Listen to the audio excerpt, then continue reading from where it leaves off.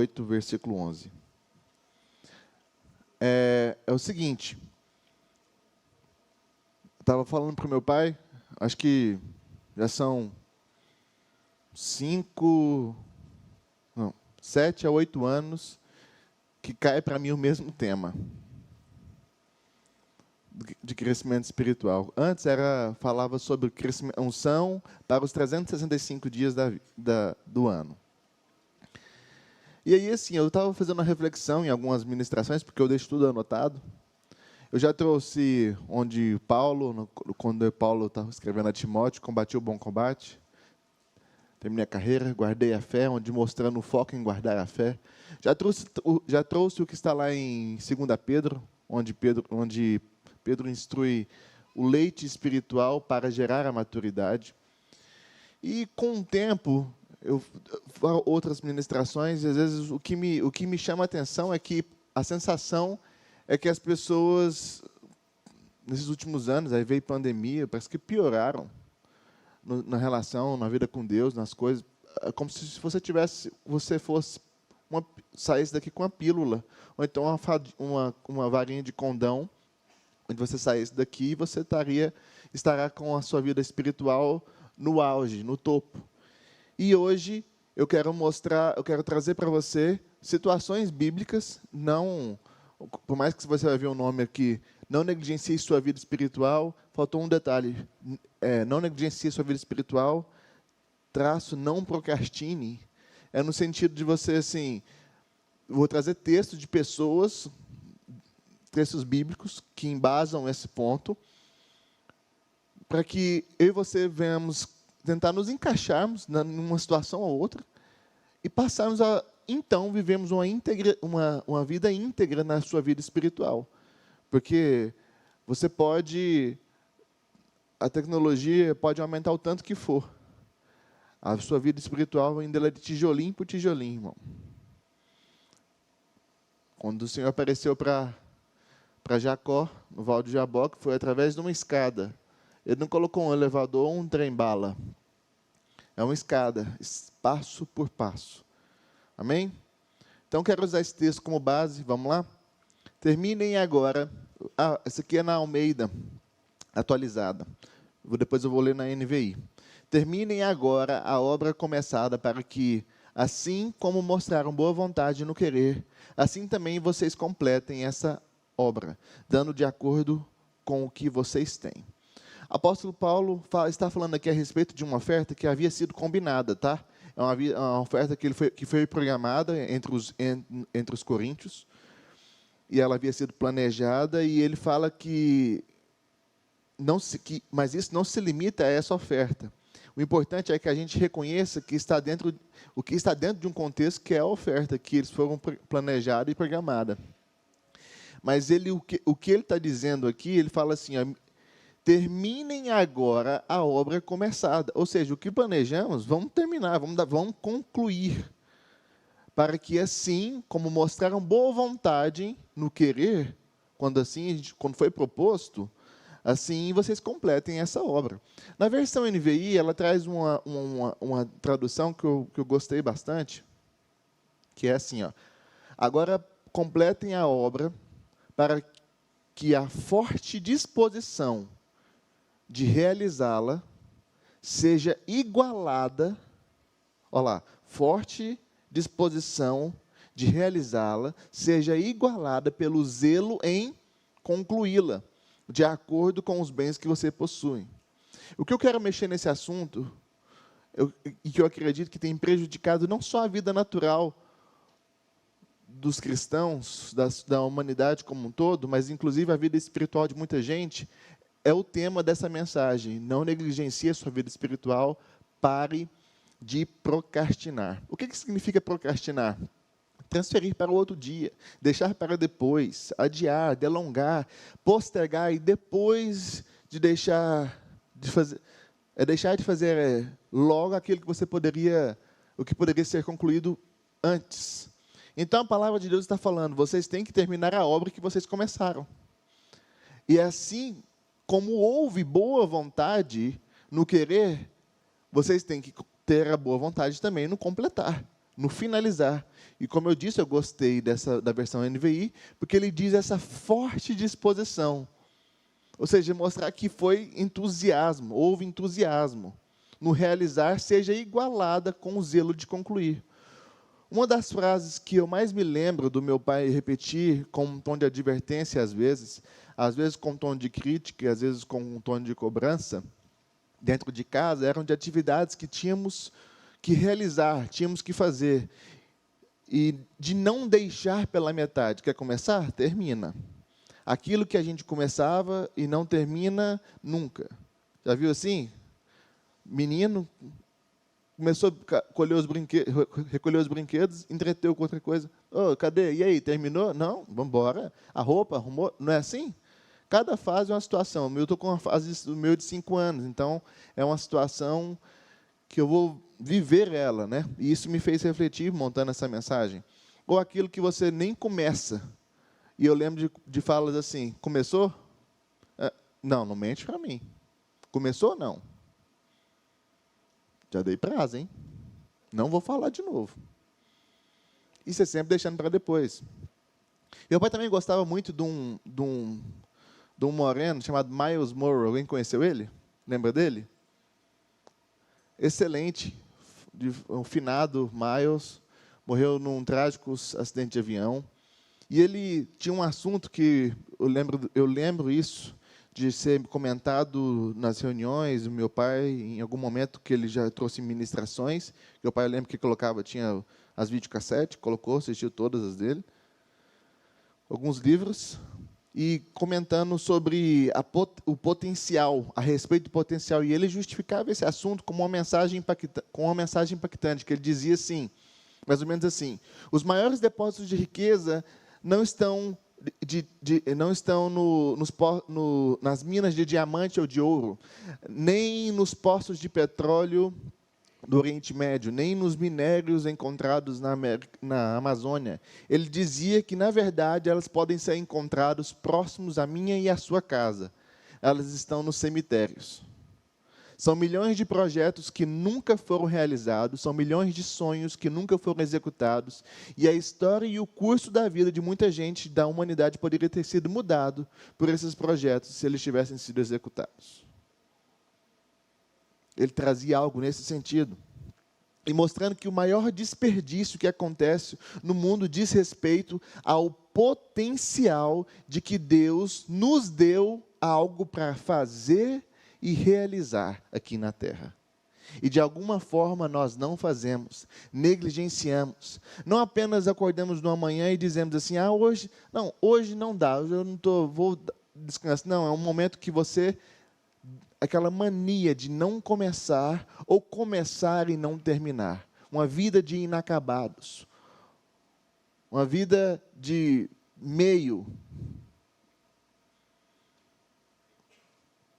E usando a terminologia bíblica, a Bíblia fala, terminem agora a obra começada. Eu quero trazer essa advertência de alguma forma, e de alguma forma te encorajar, para que você venha lidar com esse ano de 2024, e com o fim dessa campanha, que é o dia de hoje, com esse tema crescimento espiritual. E eu gostaria que você pudesse considerar, de fato, o que a palavra de Deus tem a dizer a respeito desse assunto que nós estamos dizendo agora.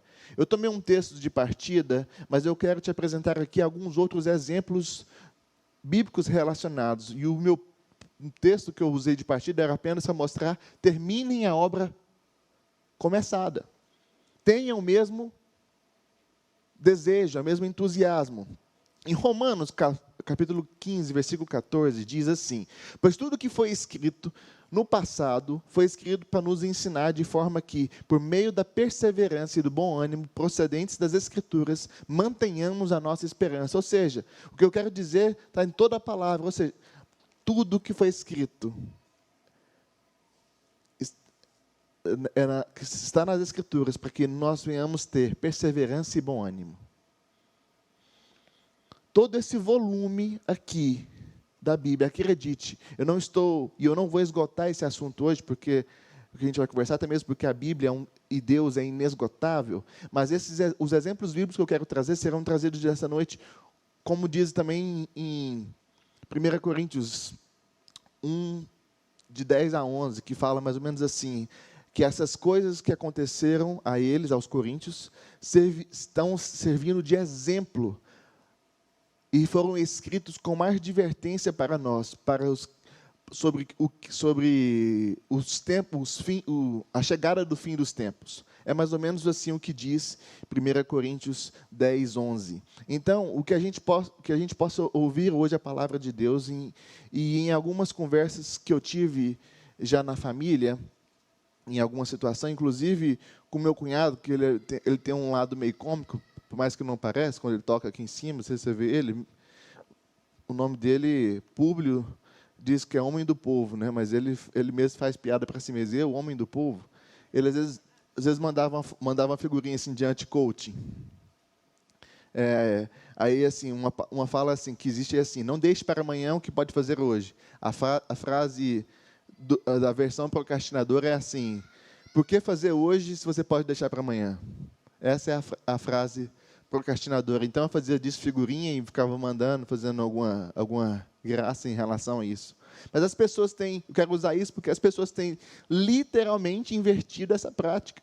Então eu quero chamar a atenção para vocês, para essas situações registradas na Bíblia, onde houve procrastinação e situações sérias. Situações de vida ou morte, situações onde tinha a sua família em jogo.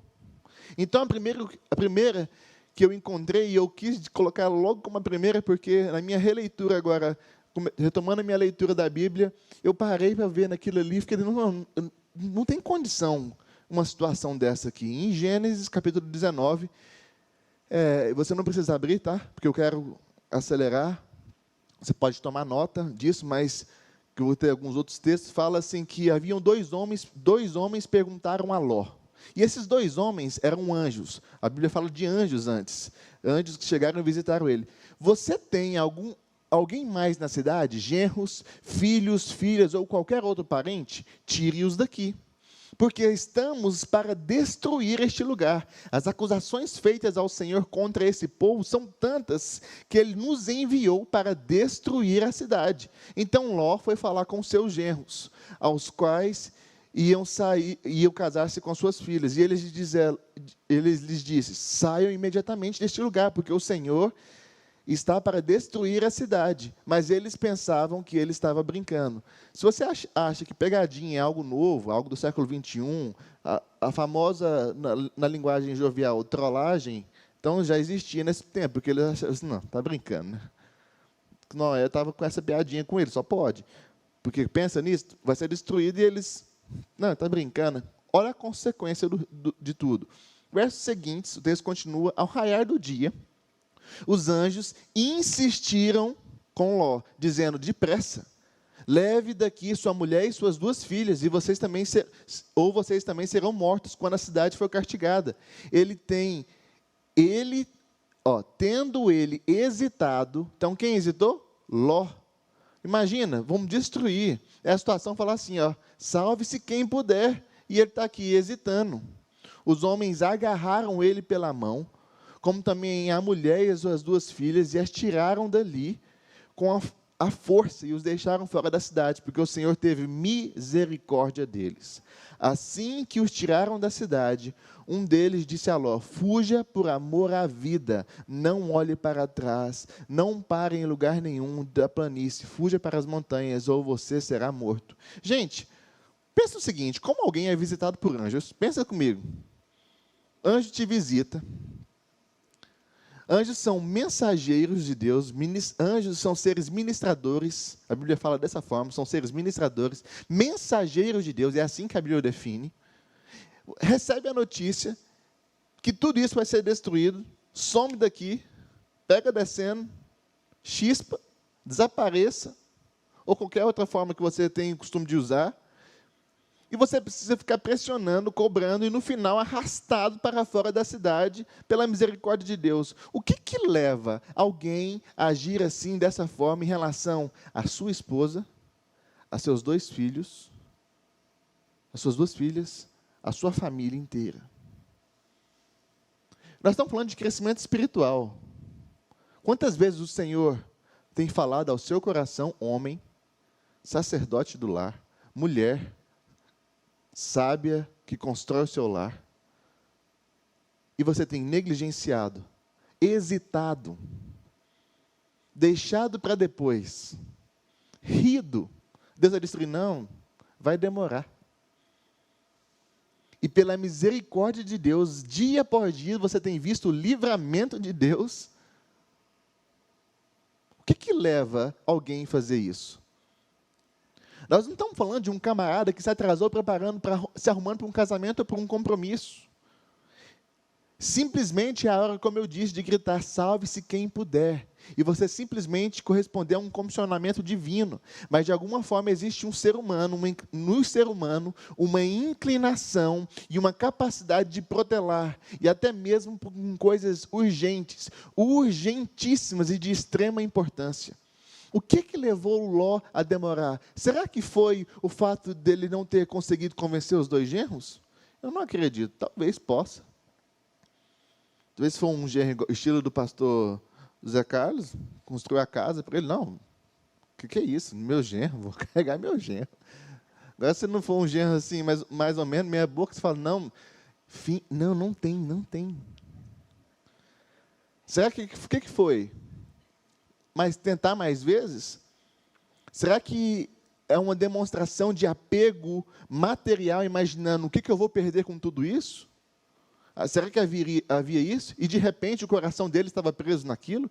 Nós sabemos que a mulher dele, sim, ela sim agiu dessa forma, porque o anjo falou, não olhe para trás, e ela olhou, desobedecendo a orientação do anjo, na verdade, desobedecendo a orientação de Deus. Mas embora a Bíblia não seja clara qual que é o motivo dessa relutância de Ló para salvar a sua vida, é evidente que esse camarada aqui, ele estava lento, a ponto de ser cobrado, apressado e depois arrastado para fora pelos anjos. O que te leva a agir assim? O que te leva a negligenciar a sua vida espiritual diante de uma ordem divina? Vamos para outro exemplo bíblico. Em Êxodo capítulo 4, versículo 24 e 26, onde Moisés já tinha aparecido na sarça ardente, chegado lá, recebido o comissionamento de Deus, falado porque ele tinha que voltar para salvar o seu povo, toda a situação, ouvir o clamor do seu povo e tal. E aí, em momento em que o Senhor apareceu, ele então envia de volta ao Egito com a missão de libertar o povo de Israel. E ele pega então a sua família e, retornando ao Egito, olha o que o texto diz nesse texto aqui, capítulo 4, versículo 24 a 26. Numa hospedaria, ao longo do caminho, ou em algum estaleiro, a Bíblia vai falar assim, o Senhor foi ao encontro de Moisés e procurou matá-lo. Mas Zípora pegou uma pedra afiada, cortou o prepúcio do seu filho e tocou os pés de Moisés e disse, você para mim é um marido de sangue. Ela disse marido de sangue, referindo-se à circuncisão nessa ocasião em que o Senhor foi o quê? Logo depois que ela fez isso, nessa ocasião o Senhor o deixou. Gente, nós sabemos que Deus não é bipolar. Não tem uma bula falando assim, ó, cuidado, então cuidado. Na Bíblia não tem um início aqui que fala assim, ó, cuidado, você servirá um Deus bipolar. Não existe isso. Nós sabemos que no capítulo 3 e capítulo 4, mostra Deus conversando com Moisés, não, você mesmo, não, manda meu irmão, ele sabe falar, não, você mesmo, Deus convencendo e vocacionando ele a corresponder ao chamado. Deus envia ele para o Egito, porque ele quer usá-lo, mas agora, no meio do caminho, Deus aparece numa hospedaria para matá-lo? Será que Deus não estava decidido sobre o que ele queria? Uma coisa é certa, é evidente que Deus sabe muito bem o que Ele quer, porque você vai ver lá em Tiago, capítulo 1, próximo de acabar lá o capítulo 1, ele fala que em Deus não há mudança, nem sombra de variação. Servimos a um Deus imutável. Mas a partir do momento em que Moisés disse, eu atendo, então tá bom, Senhor, eu atendo o chamado, eu vou. Deus diz, bonitão, é o seguinte, você aceitou? Só que é o seguinte, você vai fazer a minha obra do meu jeito, do meu modo, não do seu. Havia uma aliança firmada com o primeiro patriarca, Abraão, de modo que todo macho da família tinha que ser circuncidado. A aliança era feita, não era um costume cultural, era uma aliança divina. E que vinha sendo guardada por gerações, por séculos. E por algum motivo nós vemos Moisés que não circuncidou seu filho. Eu vou te dizer o que eu penso nesse texto, o que esse texto me faz pensar, porque eu gosto de ler a Bíblia e às vezes me imaginar na situação, pensar na situação, o que houve? Além de depois, lógico, pegar o contexto histórico, estudar toda a situação, mas é interessante você fazer isso. O motivo é que ele se casou com uma mulher gentia. E não era parte da cultura daquele povo, da mulher dele, circuncidar o filho. Nós estamos falando de uma cirurgia de uma criança que era feita em uma criança quando ela fazia 8 dias de idade. O momento mais perfeito de cicatrização, em alta cicatrização, porque Deus é perfeito. Ele falou assim, não, vou fazer uma aliança e eu vou pedir para que faça, cumpra. Na época, melhor. A criança não vai nem sentir. O corpo está totalmente preparado para receber aquela aliança, onde há uma cicatrização em alta, quase perfeita. Deus estabeleceu a hora de fazer a cirurgia. Só que tente imaginar a mamãe. Quantas mães nós temos aqui? Que não conhece a cultura, que não conhece a Deus, talvez eu diga da mesma forma como aquele povo conhecia. Descobri que agora seu marido, com quem ela casou, quer mutilar o seu filho. Numa cirurgia que sem anestesia, sem asepsia, sem analgésico, sem anti-inflamatório, sem antibiótico. Eu imagino que aquela mulher falou assim, não, ela enlouqueceu um pouco, falou assim, o seguinte, meu estado puerperal, você nem me beira. Estou fêmea. Eu lembro da minha avó falar assim, não chega perto da galinha com os pintinhos, não. Quantas vezes eu chegava e era bicado perto do olho? Por quê? Quando fala assim, está pior do que uma ursa de quem roubaram os seus filhotes. Porque existe uma proteção ali, ó. Ainda mais mãe de primeira viagem. Eu imagino que ela se colocou entre Moisés e o filho e disse, alguma coisa do gênero, só por cima de mim. E Moisés, talvez, para não criar uma situação dentro de casa, ele simplesmente vai deixando e deixando e deixando. E agora Deus aparece. A mulher entende. O texto é tão interessante porque mostra assim, Deus vai ao encontro, então ao ponto que ela vê. Ela vê a situação. Aí ela entende, o texto não é claro do que Deus estava falando, com certeza falando alguma coisa, mas ela vem e entende. Ela corre, circuncida o filho e ainda fala para Moisés, numa espécie de jogar na cara, agora você é meu marido de sangue, meu marido sanguinário. Eu percebo gente, sabe o quê? Protelando, procrastinando decisões importantes de alianças com Deus, que foram feitas e são feitas nos seus momentos, nos seus melhores momentos, sabe aquele momento, ou então no pior momento seu, você fazer uma aliança e você negligencia, não, amanhã, depois, e depois, não, mas assim, Deus entende, não, meu irmão, Deus é justo, Deus é misericórdia, mas Ele é justo, Ele é justiça. Aí você procrastinando, e decisões importantes, porque simplesmente não conseguem unir a família em torno de um propósito, de um projeto, de entender a importância de algumas coisas. E elas não percebem o que as famílias estão fazendo. Você não percebe. E talvez Moisés pensou, eu estou evitando um problema, um conflito, e criando um com Deus? Quantas vezes nós escolhemos criar um conflito com Deus em detrimento do conflito dentro do lar? E a consequência é morte. Nós estamos num momento de campanha de crescimento espiritual. A unção aqui, você vai receber. Mas qual vai ser a sua atitude lá? De negligência? Conflitos com Deus? Em mandamentos que Ele já fez, já deu? Não tem nada sábio nisso, nem de inteligência nisso, nada. Depois eu vou falar um detalhe dessa circuncisão para você ver aí. No segunda Crônicas, capítulo 24, de 4 a 6, a Bíblia fala da restauração do templo, na época do rei Joás. Aí fala assim, algum tempo depois, Joás decidiu fazer reparos no templo do Senhor.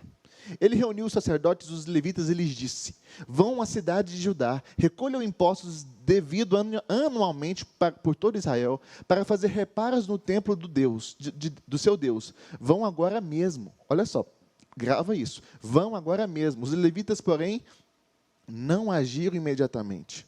Por isso o rei convocou Joiada, que era o sumo sacerdote, e lhe perguntou, por que você não exigiu que os levitas trouxessem de Judá e de Jerusalém os impostos determinados por Moisés, servo do Senhor, e pela Assembleia de Israel, para a tenda da Arca da Aliança? O que leva, então, Joiada, que na época era o sumo sacerdote, descendente de Arão,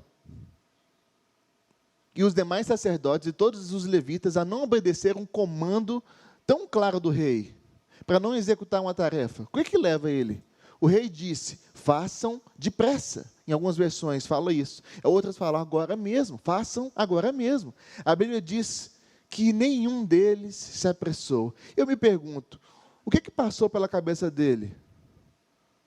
Dessa tribo sacerdotal, que vinha de Arão, na descendência até chegar em Joiada.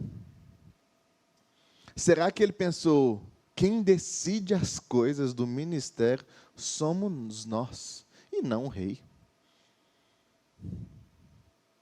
Será que ele simplesmente estava em um lugar também de incapacidade de perceber o quanto eles estavam falhos em ensinar a lei de Moisés, que era a Bíblia da época, cobrando do povo, levando o povo a um relacionamento mais profundo com Deus, a um direcionamento para o que Deus tinha para ele, era o que Deus desejava para eles?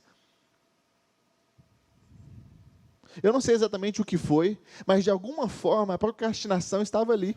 O rei precisa interferir para que o processo seja executado. Quando chegamos então no Novo Testamento, eu não vou me estender muito nesses exemplos, eu quero apresentar para vocês outras desculpas que foram dadas para Jesus. Em Lucas capítulo 9, versículos 59 a 62, diz assim, outro disse, siga-me.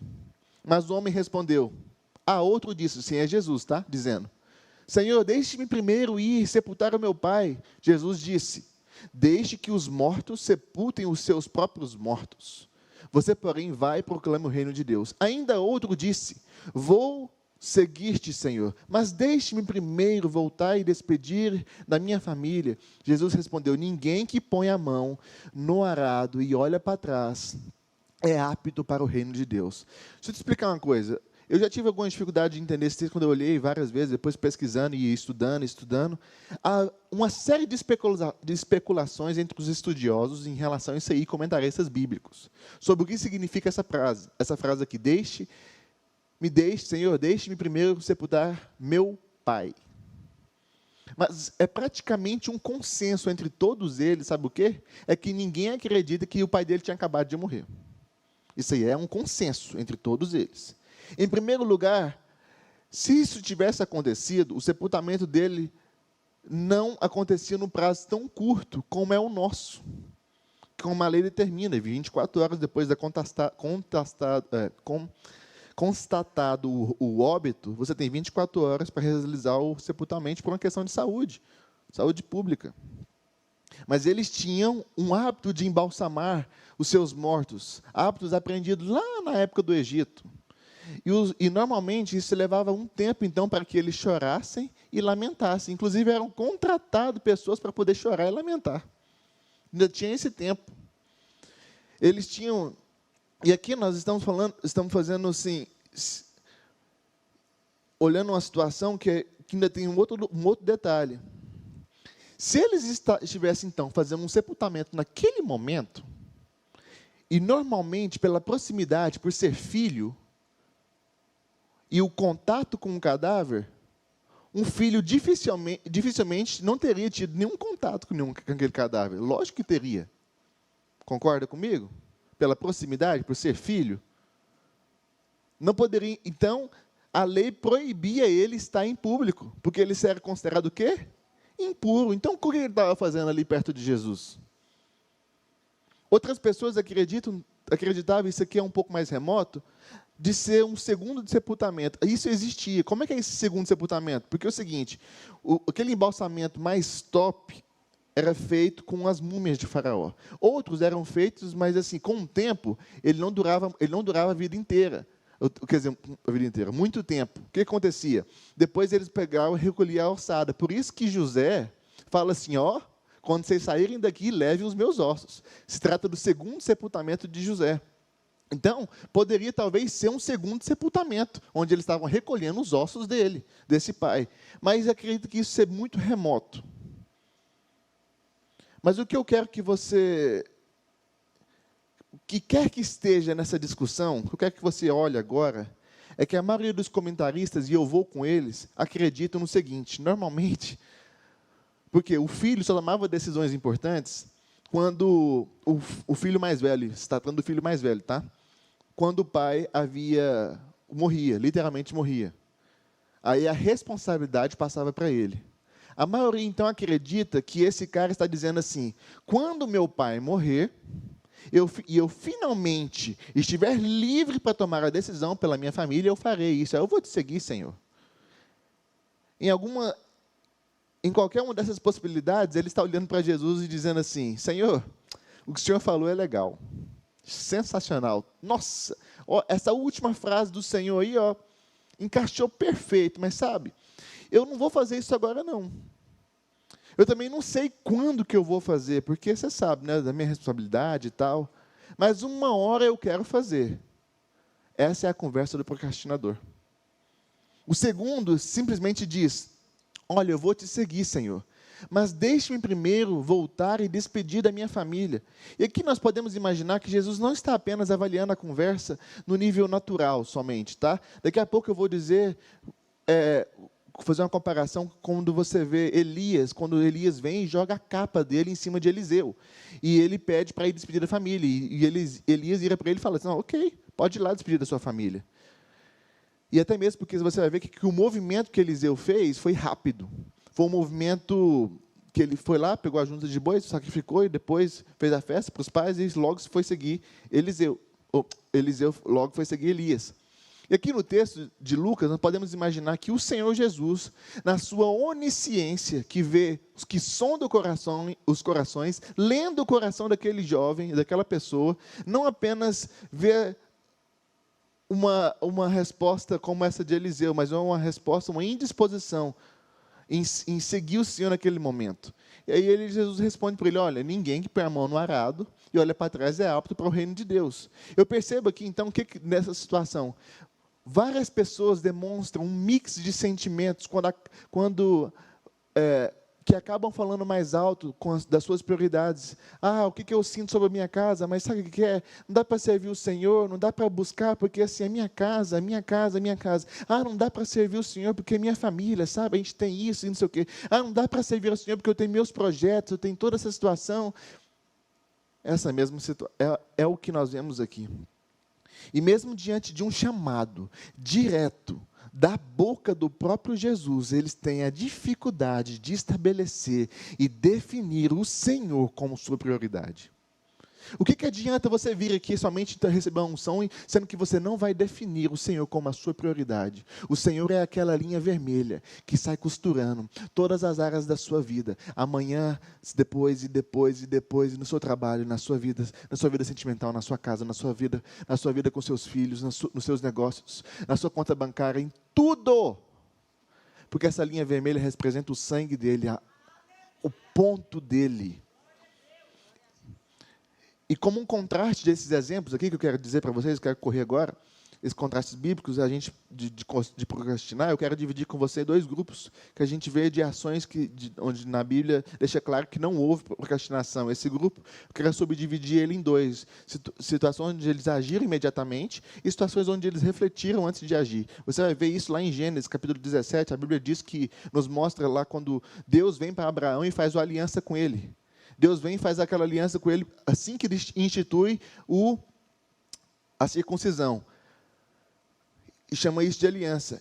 por meio de uma revelação clara, diz isso em Gênesis. Aí fala assim, quando Deus, então, terminou de falar com Abraão, olha, Gênesis 22, isso aí falando, Deus subiu e retirou-se da presença dele, naquele mesmo dia, ou seja, não deixou para depois, a Bíblia deixa muito claro, no versículo 23, do capítulo 17, naquele mesmo dia, Abraão tomou o seu filho Ismael, todos os nascidos de sua casa, e os que foram comprados, todos do sexo masculino de sua casa, e os circuncidou, como Deus lhe ordenara. Então, a atitude de Abraão é mais ou menos assim, Deus falou?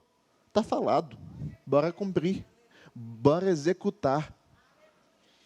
É a mesma atitude demonstrada lá em Gênesis 22, quando Deus fala para Abraão. E diz que eu quero que você me ofereça seu filho, seu único filho, a filha que tu amas. E eu brinco falando assim, já disse em outras situações, até da última vez, falei assim, parece que Deus quer tornar mais difícil, né? Seu filho, já é difícil. Seu único filho, o filho a quem tu amas. Não, pelo amor de Deus, você está de brincadeira. Não. Tem que lembrar isso tudo, já é difícil, mas você tem que ficar me lembrando? Só de falar já é difícil. Aí Deus, o que acontece? Gênesis capítulo 22, versículo 3, na sequência, na manhã seguinte, fala assim, na manhã seguinte, de madrugada, Abraão preparou todas as coisas, levantou e preparou o jumento, levou consigo 2 servos, e os 2 dos seus servos, Isaque e o seu filho, depois de cortar a lenha para o holocausto, e partiu. Ele simplesmente, no momento que está mais próximo do amanhecer, ele obedecendo o comando de Deus, ele vai lá e executa o que Deus mandou. Nós vemos isso também no capítulo, em 1 Reis, capítulo 19, versículo 21. Nós temos aqui o chamado de quem? De Eliseu, que eu mencionei agora há pouco. Elias sai ao encontro de Eliseu, que era filho de Safate, e ele estava o quê? Arando com as suas 12 parelhas de boi. E ele estava conduzindo a sua 12ª. O que acontece? Elias vem, joga a capa nele e sai. Eliseu deixou os bois para trás. Deixe-me dar um beijo de despedida em meu pai e minha mãe, disse ele. E eu então irei contigo. Vá e volte. Elias fala para ele. Respondeu ele, pelo que lhe fiz. Ou seja, você sabe o que eu fiz com você. Vai e volte. Eliseu foi, apanhou a sua parelha de bois, o matou, queimou o equipamento de arar para cozinhar a carne e deu ao povo. E eles comeram. Depois partiu com Elias e se tornou seu servo, seu auxiliar. Ele despede da sua família, das pessoas à sua volta. Ele simplesmente sacrifica o instrumento de trabalho dele. E detalhe, ele não terminou o arado. Ele não falou assim, seguinte, eu só vou terminar esse aradinho aqui para o meu pai, porque assim, aí que na hora da colheita... Não foi isso. Ele simplesmente parou. E foi atender ao chamado e à disposição de Deus. O chamado profético. Nós vamos ver também isso lá em Marcos, capítulo 1, versículo 18, o chamado dos apóstolos Pedro e André. Andando à beira da Galileia, o mar da Galileia, Jesus estava andando, ele viu Simão e seu irmão Pedro lançando as redes, pois eram pescadores. Deus disse, siga-me, e eu os farei pescadores de homens. No mesmo instante, não fala assim, seguinte, no final do expediente, eu passo lá no escritório comercial para a gente bater um papo, para ver como é que vai ser essa situação. Não foi isso. Imediatamente, no mesmo instante, eles deixaram as suas redes e o seguiram. Algo curioso que você vai perceber é que Deus nunca chama alguém para fazer alguma coisa nenhuma, sem que se essa pessoa estiver desocupada. Você não vai achar um exemplo bíblico, porque se você não trabalha no que é natural, meu irmão, com certeza você vai fazer corpo mole para aquilo que é espiritual, porque o que é espiritual custa muito mais, é muito mais resiliência, é muito mais determinação, porque você não está se sentindo bem de saúde, você vai ao médico, você pega o atestado, mas a Bíblia fala que nós não vivemos pelo que sentimos, a nossa fé não é pelo que vemos, é pelo que nós cremos. Você fala assim, você vai ver, alegrarei no Senhor. Você fala assim, é imperativo. Não fala assim, aconteceu uma situação, eu me alegrarei no Senhor. Você se determina, com base em quê? Em quem você serve, na sua referência. Mas a verdade é que nós refletimos na vida espiritual os valores e as práticas da vida natural. E o Senhor não está atrás somente de gente que trabalha, mas também de gente que consiga dizer: eu vou te atender, eu vou fazer logo o que o Senhor está me determinando. Em Atos, capítulo 16, versículo 10, nós vemos a resposta de Paulo. Paulo está dormindo e na noite ele tem uma visão de um jovem da Macedônia falando assim: Paulo, passe na Macedônia e nos ajude. A Bíblia registra no versículo 10 do capítulo 16 que na manhã seguinte, assim que Paulo teve a visão, imediatamente procuramos partir para aquele destino. Respostas imediatas, instantâneas, sem nenhuma enrolação, sem nenhuma procrastinação. Pastor, mas teve gente que não agiu assim tão depressa? Sim, tem pelo menos dois exemplos que eu quero citar aqui, e esses são exemplos sim, fundamentais para nós. Beleza? Um exemplinho. São aqueles que refletiram antes de agir. Você não vê nesse grupo uma demora apenas na reflexão. Mas pós-reflexão, você não vê demora no agir. O primeiro deles é José. Quem que é José? Pai de Jesus. Que teve a honrosa e gloriosa e grande missão de ser a figura paterna de Jesus. A Bíblia diz em Mateus capítulo 1, do versículo 18 a 20, foi assim o nascimento de Jesus. Aí vem aqui e fala, José estava prometido por Maria e tal. Aí, por ser José, seu marido, um homem justo, e não querendo expô-lo à desonra, pretendia anular o casamento discretamente. Mas depois disso, o que aconteceu? O anjo apareceu para ele, recebe Maria. Você acha mesmo que a primeira coisa que passou na cabeça de José foi que ela tinha tido experimento sobrenatural? Simplesmente. Lógico que não. Eu sou homem, todo mundo aqui, mas você é homem. Não. O pensamento dele foi simples, de um cara fino. A Bíblia fala que ele era justo. Foi um cara fino. Falou assim, ela foi infiel. Então, para não prejudicá-la, porque em vez de eu chamar a lei de Moisés, porque a lei de Moisés me mandava apedrejar, eu vou fazer o seguinte, eu vou anular o casamento secretamente e vou sair na surdina. Só que ele fala que ele estava pensando. Você vai ver que enquanto ele estava pensando, a Bíblia deixa muito claro. Mas, depois de ter pensado nisso, olha só, a Bíblia fala, versículo 20 do capítulo 1. Mas, depois de ter pensado nisso, enquanto ele refletia, apareceu um anjo e disse: José, o filho de Davi, não tema receber Maria como sua esposa, pois o que nela foi gerado procede do Espírito. Tem muita gente tomando decisão impossível, no calor do momento. Os seus sentimentos estão acesos, à flor da pele. Ímpeto. Eu não levo desaforo para casa. Pá! É hoje que eu quebro meu réu primário. Não mexe comigo, não. E Jesus está olhando para você assim, falando: meu Deus do céu. Aí vem José, pai do nosso Senhor, que escolheu para ser o pai aqui na terra, refletindo, pensando.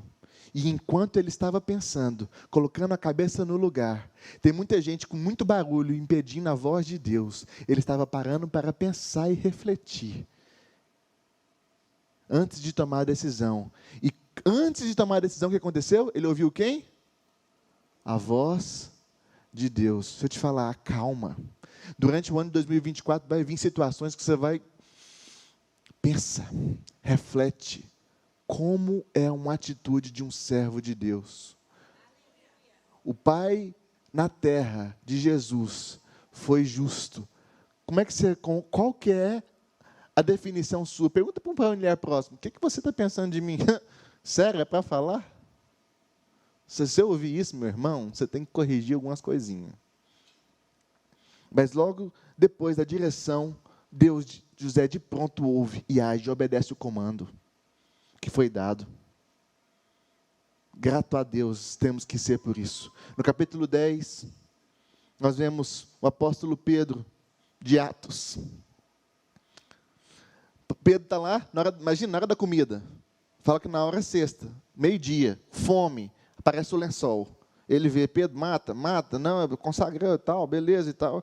Aí Pedro: não, eu consagrei, você mata. Você Pode ser impuro. Não, então tá bom. Aí, beleza. Aí a Bíblia fala assim, ó. Enquanto estava refletindo no significado da visão. Isso é o versículo 17. Três homens bateram na porta. Então o Espírito falou assim, ó. 3 homens vão bater na porta, Simão Pedro. Não hesite em ir com eles, pois eu os enviei. Pedro os recebe, dá a eles pouso, e no dia seguinte eles saem, pois eram 2 dias de viagem. A média por dia de viagem andando era 30 quilômetros, então significa 60 quilômetros andando. É o tipo assim, se você colocar...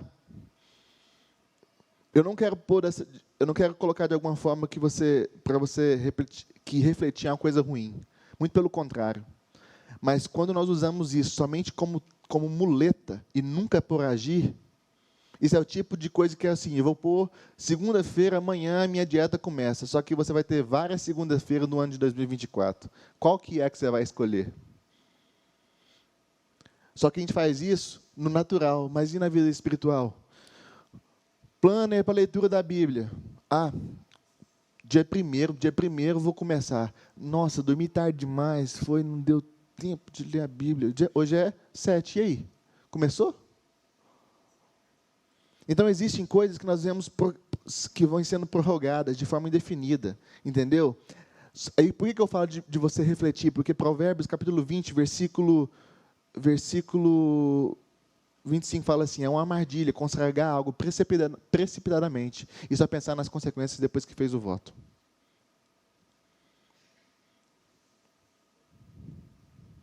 O próprio Jesus fala assim, ó, capítulo 14 de Lucas. Qual de vocês que for construir uma torre não calcula primeiro o preço antes de ver se tem um dinheiro suficiente?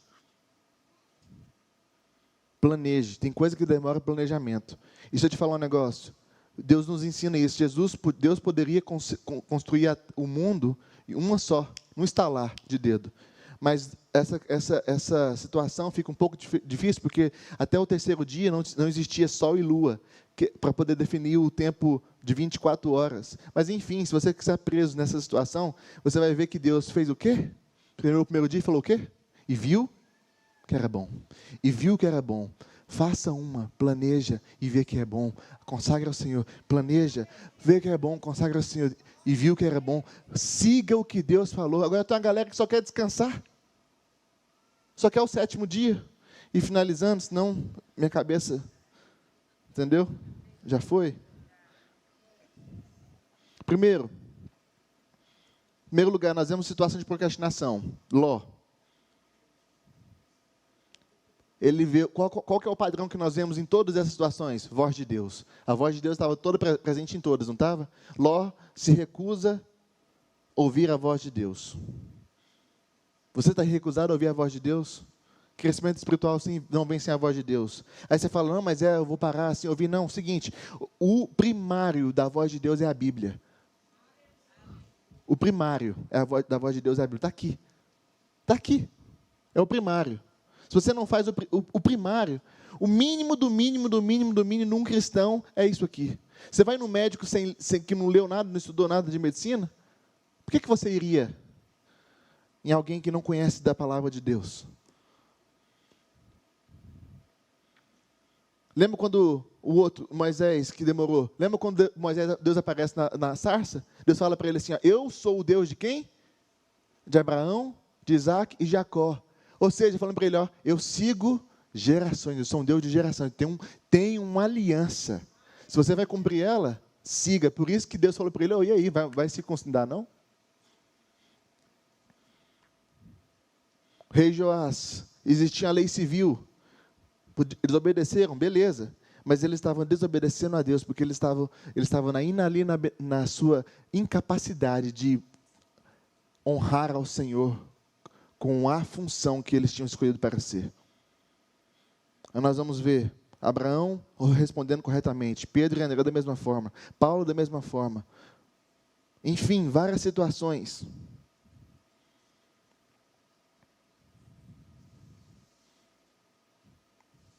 Nós precisamos ter uma mentalidade de execução de projetos. do que Deus colocou. E você vai ver, Josué 18:3, até quando vocês vão negligenciar a terra que Deus te deu? Aí eu finalizo com isso. Nós vemos Davi. Davi então chega e fala assim: como é que é? A nossa terra foi dada e está incompleta. Davi é o único que se indigna e pega assim: Deus não nos deu 70%, 80%, 90%, Deus nos deu 100%. E eu vou lutar. É no período de Davi que a terra de Israel, como nação, ela é totalmente conquistada. Mas você vai ver um homem que foi segundo o coração de Deus, onde instituiu a tenda de Davi. Havia oração e intercessão 24 horas durante 40 anos de reinado. Você quer experimentar a totalidade de Deus? Oração, jejum, leitura da palavra, sem negligenciar e ouvir a voz de Deus. Que Deus te abençoe. Amém.